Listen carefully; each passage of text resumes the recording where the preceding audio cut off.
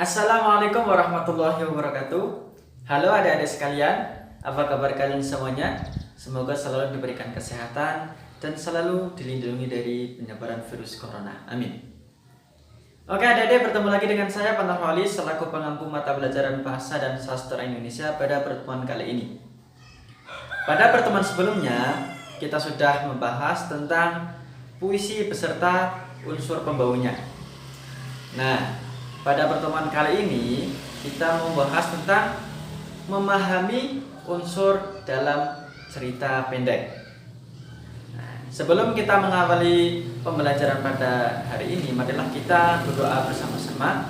Semoga materi yang akan saya sampaikan bisa bermanfaat untuk kita dan kalian semuanya.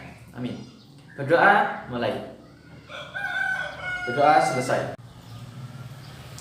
Oke adik-adik, sebelum kita memulai pembelajaran, terlebih dahulu saya mau menjelaskan tentang indikator beserta tujuan dari pembelajaran kali ini.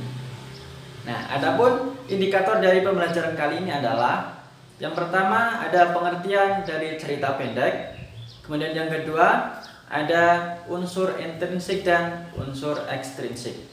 Namun pada pembelajaran kali ini kita akan fokus pada unsur intrinsik cerita pendek.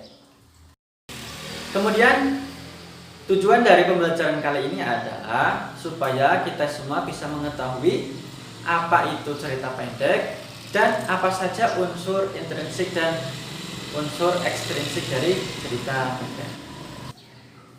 Oke adik-adik, mari kita mulai pada indikator yang pertama, yaitu tentang pengertian dari cerita pendek. Ada yang sudah tahu pengertian dari cerita pendek? Cerita pendek adalah sebuah karya sastra yang hanya memusatkan cerita pada satu tokoh saja. Mudah kan? Oke adik, selanjutnya indikator yang kedua yaitu unsur pembangun dari cerita pendek. Ada yang sudah tahu apa saja itu unsur pembangun dari cerita pendek? Unsur pembangun dari cerita pendek itu ada unsur intrinsik dan unsur ekstrinsik. Namun pada pertemuan kali ini kita hanya fokus pada satu unsur saja, yaitu unsur intrinsik cerita pendek. Ada yang sudah tahu apa pengertian dari unsur intrinsik cerpen? Unsur intrinsik adalah unsur yang berada langsung dalam sebuah cerita. Mudah kan adik-adik? Nah, selanjutnya, apa saja sih yang terdapat dalam unsur intrinsik cerpen? Apakah adik-adik sudah tahu ataukah belum? Jika belum, mari kita simak bersama-sama. Unsur intrinsik yang pertama adalah tema. Tema adalah sebuah ide gagasan yang membangun isi cerita. Tapi harus diingat, tema itu berbeda dengan judul. Adik-adik harus menentukan tema terlebih dahulu sebelum adik-adik membuat judul.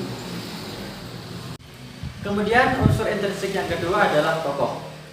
Tokoh adalah sebuah individu rekaan yang dibuat oleh pengarang untuk membangun sebuah cerita.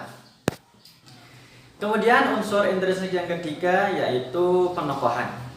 Penokohan adalah sifat atau karakter yang terdapat dalam sebuah cerita. Penokohan ada 3 macam. Ada protagonis, antagonis, dan tritagonis. Unsur intrinsik yang keempat adalah alur. Alur adalah pola pengembangan cerita. Alur dibagi menjadi 3, yaitu alur maju, alur mundur, dan alur campuran. Unsur intrinsik yang kelima yaitu latar. Ada yang sudah tahu fungsi dari latar? Adapun fungsi dari latar adalah untuk membangun keyakinan pembaca terhadap cerita yang dibuat oleh pengarang. Nah, latar itu dibagi menjadi 3 macam. Ada latar tempat, latar waktu, dan latar suasana.